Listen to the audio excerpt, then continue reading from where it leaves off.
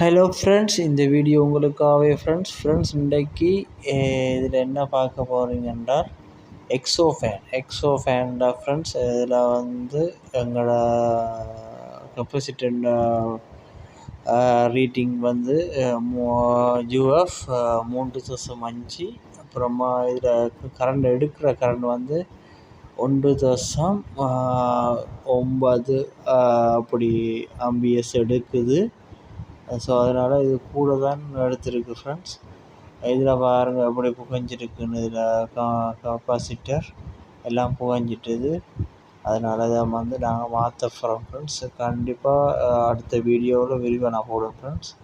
இதில் அடுத்த வீடியோ உங்களுக்கு பெரிய வீடியோ இருக்கனால நான் 2ஆக போடுவேன் ஃப்ரெண்ட். இதில் 3.5